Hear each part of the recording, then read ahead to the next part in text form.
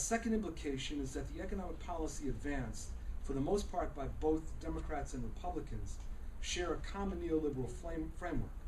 Thus, while Obama did advance a stimulus, it was too small. His administration was also prepared to bail out Wall Street, but receiving very little in return. It has placed no significant attention on the planning that is necessary in order to advance a real green jobs program. And now with the Republicans in the House of Representatives, the program is on hold in any case. His administration has not placed attention on addressing structural unemployment, but seems to have a version of trickle-down economics where securing major corporations such as General Motors and preserving jobs, for which I do not fault him, by the way, is seen as addressing the economic crisis. However, that doesn't help Camden, New Jersey.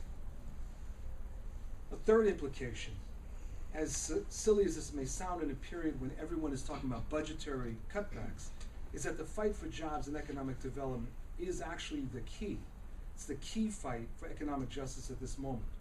The Central Labor Council in Fort Wayne, Indiana, led by a very outstanding guy named Tom Lewandowski, has taken on this fight. The Central Labor Council has made the fight for jobs its fight, and part of what they're doing is challenging political leaders around the expenditures of funds. I would go farther and suggest that local labor bodies need to be pushing for the use of eminent domain as a key economic development strategy, particularly in cases of addressing structural unemployment. Let me give you an example. Rather than allowing speculators to sit on property indefinitely, including but not limited to in black communities, the cities and counties could use eminent domain as part of their economic development strategy.